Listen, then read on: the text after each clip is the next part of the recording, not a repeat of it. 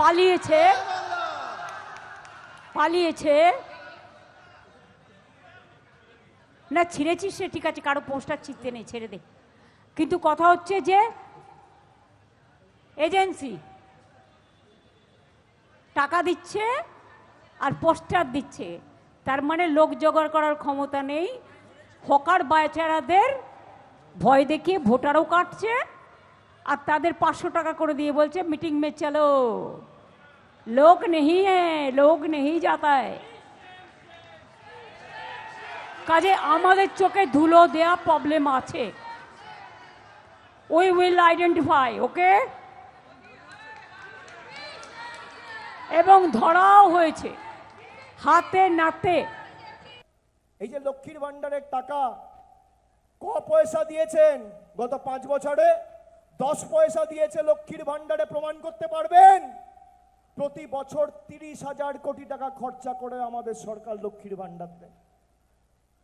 দেশের এমনই দুর্ভাগ্য, রাষ্ট্রপতি পদ সব কিছুর ঊর্ধ্বে, রাজনীতির অনেক ঊর্ধ্বে, রাষ্ট্রপতির পদটাকেও এরা ছাড়লো না।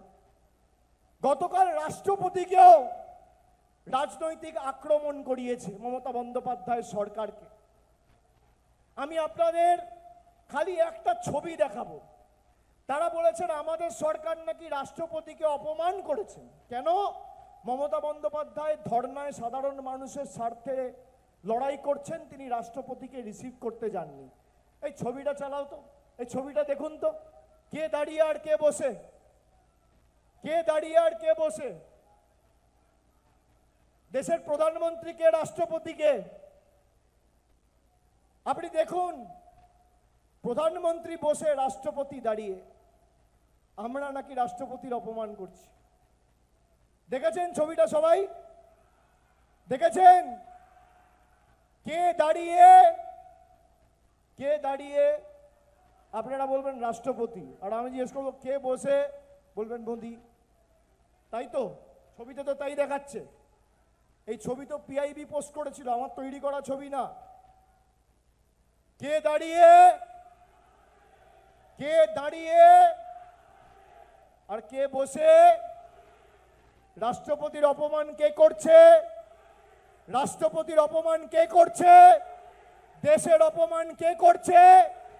বাঙালির অপমান কে করছে? বাংলার অপমান কে করছে? বাংলার মানুষকে শাস্তি কে দিচ্ছে? আপনারা দেখুন, ছবি দেখালাম। যখন মণিপুরে প্রায় 3 বছর ধরে আগুন জ্বলেছে, একের পর এক জনজাতি মূলবাসীদের উপর অত্যাচার হয়েছে, রাষ্ট্রপতির থেকে আমরা কোনো কিছু শুনতে পাইনি।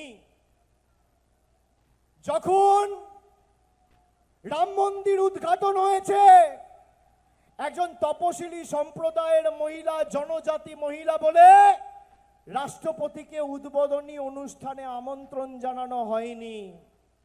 যখন দেশের নতুন পার্লামেন্ট উদ্বোধন হয়েছে, রাষ্ট্রপতিকে একটা আমন্ত্রণ পর্যন্ত জানানো হয়নি। এগুলো মানুষ ভুলে গেছে। দেশের সেনাবাহিনী, ইন্ডিয়ার আর্মড ফোর্সের সুপ্রিম কমান্ডার হচ্ছে প্রেসিডেন্ট অফ ইন্ডিয়া।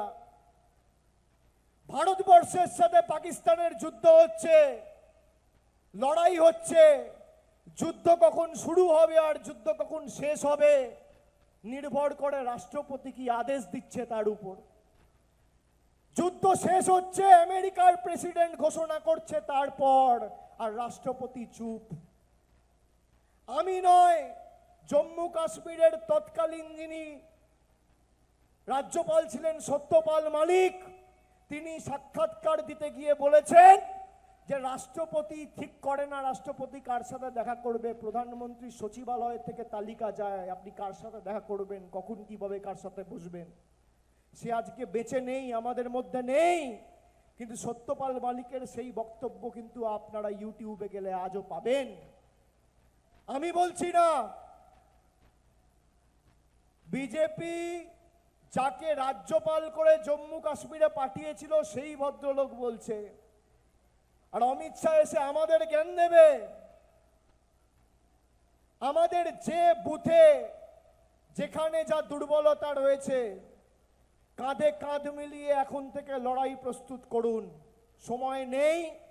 আমরা 4 মাস ধরে তৃণমূলের বিএলএ টুরা অক্লান্ত পরিশ্রম করে এসআইআরে খেটেছে। আমি স্যালুট জানাই সবাইকে, কুর্নিশ জানাই। আপনারা না থাকলে আজকে অনেক বাঙালি আরো ক্ষতিগ্রস্ত হতো, তাদের হয়রানির শিকার হতে হতো। কিন্তু যেভাবে আপনারা লড়াই করেছেন আপনাদের কুর্নিশ জানাই। কিন্তু আর 2 মাস লড়াই, 2 মাস 50 দিন। আর যেখানে আমাকে যেতে বলবেন আপনার সাথে কাঁধে কাঁধ মিলিয়ে আমি লড়বো, আমি আছি।